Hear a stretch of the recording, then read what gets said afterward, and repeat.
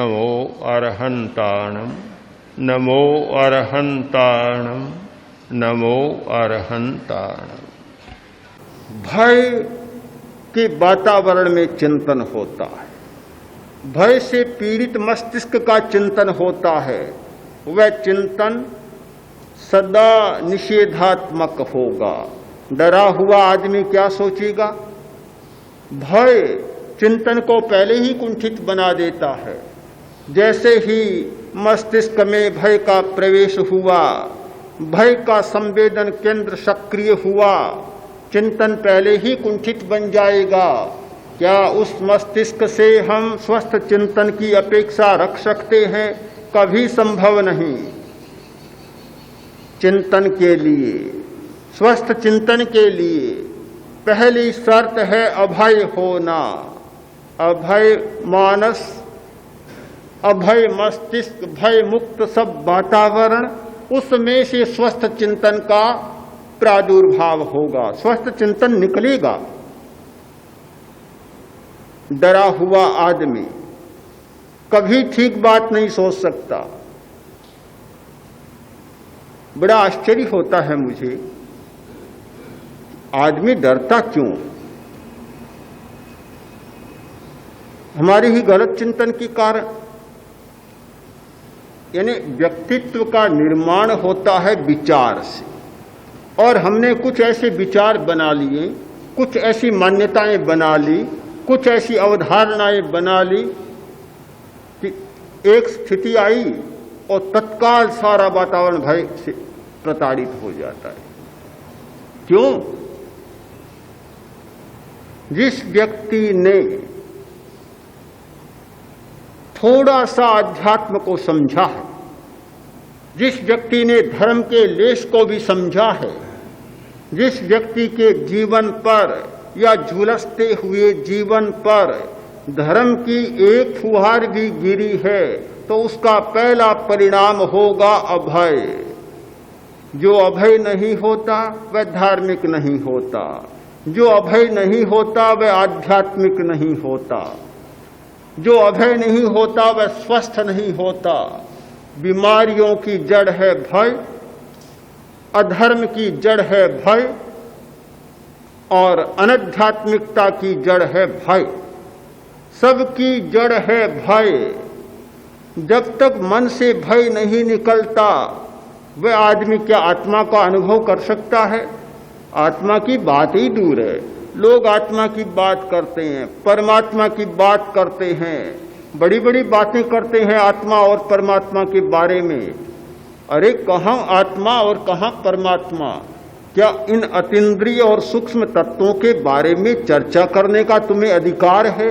जब तक मन से भय ही नहीं निकला, शरीर का भय, बीमारी का भय, बुढ़ापे का भय, मौत का भय, पदार्थ के वियोग का भय, किसी वस्तु के चले जाने का भय, प्रिय व्यक्ति के बिछुड़ जाने का भय, सारे भय तो दिमाग पर सवार हैं।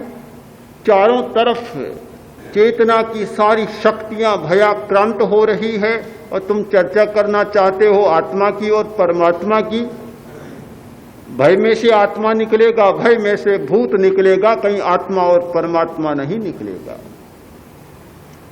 भय का काम है भूत पैदा करना, और भूत होता ही क्या है? होता होगा, पर अधिकांश लोगों को जो भूत दिखता है वह तो भय का ही भूत दिखता है, भय ही भूत बनकर आता है। एक ऐसा मानसिक प्रक्षेपण होता है कि जैसे ही डर लगना शुरू हुआ और भूत की आकृति सामने उभर आती है। अपना मानसिक प्रक्षेपण, अपना मानसिक प्रतिबिंब और अपने भयभीत मन की प्रतिकृति, इसके सिवाय सामने कुछ भी नहीं आता। क्या वह भय से ग्रस्त मानस कभी सूक्ष्म तत्व की चर्चा का अधिकारी होगा? महावीर ने एक जो बड़ी बात कही थी, उन्होंने अहिंसा को बड़ा धर्म नहीं बतलाया। लोग तो यही कहते हैं कि महावीर ने अहिंसा को बड़ा धर्म बतलाया, पर मैं समझ पाया हूं जब तक भगवान महावीर ने जितना बल अभय पर दिया उतना शायद अहिंसा पर नहीं दिया।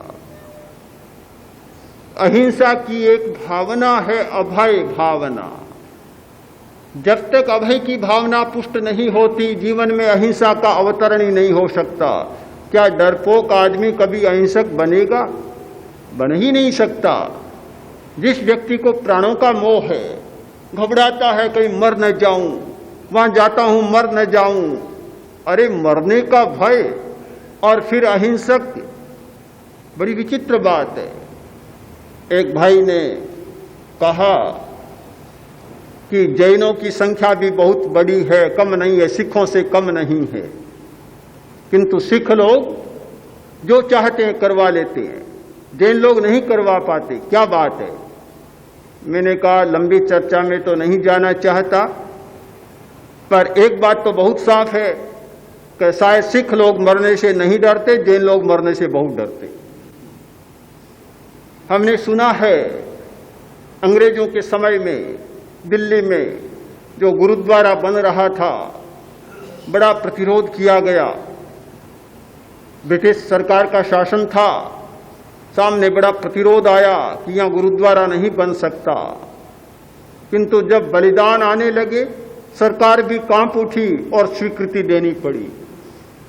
जहां मरने का डर नहीं वहां कुछ भी अशक्य नहीं। सारी अशक्यताएं इस मरने के भय के साथ जुड़ी हुई है।